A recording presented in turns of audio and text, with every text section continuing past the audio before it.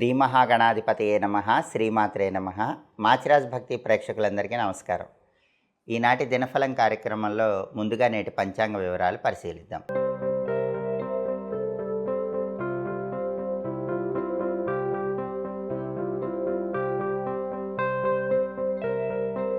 October 23 ఆదివారం దినఫలాన్ని పరిశీలిస్తే త్రయోదశి తిథి సాయంకాలం 6:03 వరకు ఉంది. ఆ తర్వాత చతుర్దశి తిథి వచ్చింది. ఉత్తరా నక్షత్రం మధ్యాహ్నం 2:34 వరకు ఉంది. ఆ తర్వాత హస్తా నక్షత్రం వచ్చింది. అక్టోబర్ 24 సోమవారం, నరక చతుర్దశి, దీపావళి 2 పర్వదినాలు కలిసి వచ్చినాయి.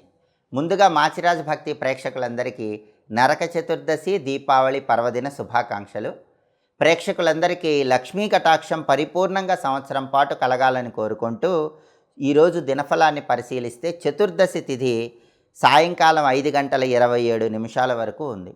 తర్వాత అమావాస్య తిథి వచ్చింది.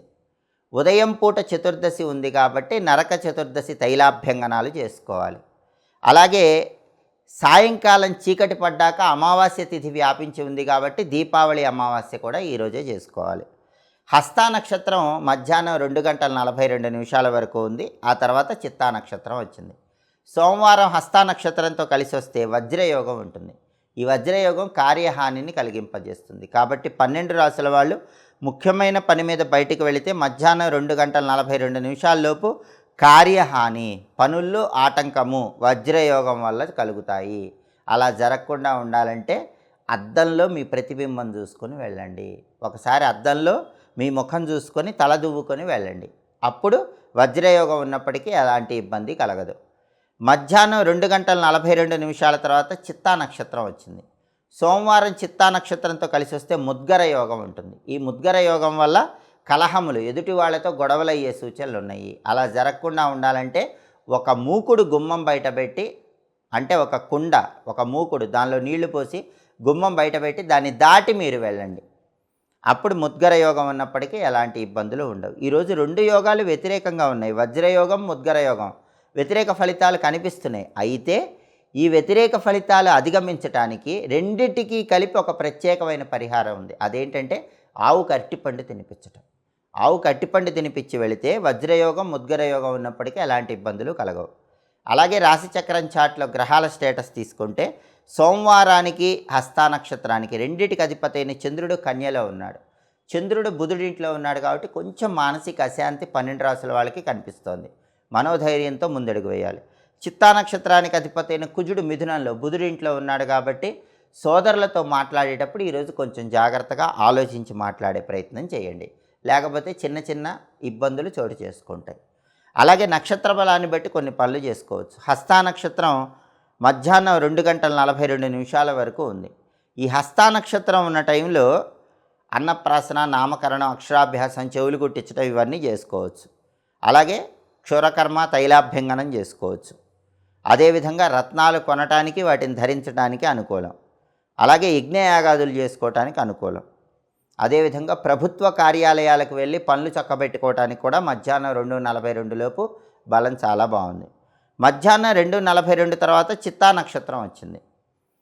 అలాగే చిత్తా నక్షత్రం ఉన్న టైంలో కంప్యూటర్ కోచింగులు మంచివి. కానీ సాయంకాలం అమావాస్య తిథి వ్యాపించి ఉంది కాబట్టి ఇంకా అమావాస్య విధులు మాత్రమే పాటించడం మంచిది. ఏ పనులు ఉన్నా సరే మధ్యాహ్నం 2:42 లోపే ఆ పనులన్నీ చేసుకోండి. సాయంకాలం అంతా అమావాస్య వ్యాపించి ఉంది కాబట్టి దీపావళి పండుగను నిర్వహించుకోవటం మంచిది. ఏవైనా దానాలు ఇవ్వాలంటే ఇచ్చుకోవటం మంచిది. అలాగే 12 రాసుల వాళ్ళు నరక చతుర్దశితో కలిసి వచ్చిన దీపావళి సందర్భంగా సంవత్సరం పాటు లక్ష్మీ కటాక్షం కలగాలంటే ఓం శ్రీం మహాలక్ష్మీ స్వాహ ఈ మంత్రాన్ని 21 సార్లు ఈరోజు జపించుకొని ఏ పని మీదైనా బయటికి వెళ్ళండి.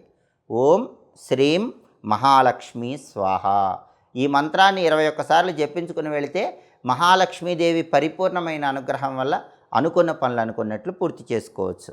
అలాగే ఈరోజు సోమవారం కాబట్టి ఉదయం 6 నుంచి 7 మధ్యలో, మధ్యాహ్నం 1 నుంచి 2 మధ్యలో, రాత్రి 8 నుంచి 9 మధ్యలో చంద్రహోర ఉంటుంది.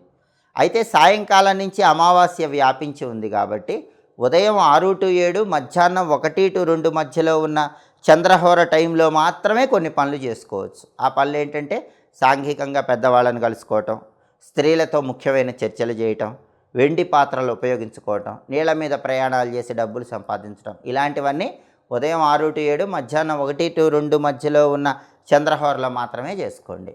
మరొక్కసారి మాచిరాజు భక్తి ప్రేక్షకులందరికీ నరక చతుర్దశి, దీపావళి పర్వదిన శుభాకాంక్షలు తెలియజేసుకుంటూ, సంవత్సరం పాటు లక్ష్మీ కటాక్షం పరిపూర్ణంగా 12 రాసుల వాళ్ళకి కలగాలని కోరుకుంటున్నాం.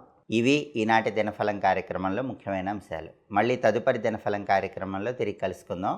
మా వీడియోస్ మీకు నచ్చినట్లయితే మా ఛానల్ని లైక్ చేయండి, కామెంట్ చేయండి. మా ఛానల్ వీడియోస్ 10 మంది మిత్రులకు షేర్ చేయండి. మా ఛానల్ని సబ్స్క్రైబ్ చేసుకోండి. పక్కన ఉన్న బెల్ సింబల్ నొక్కటం మాత్రం మర్చిపోకండి. సర్వే జనాః సుఖినో భవంతు. స్వస్తి.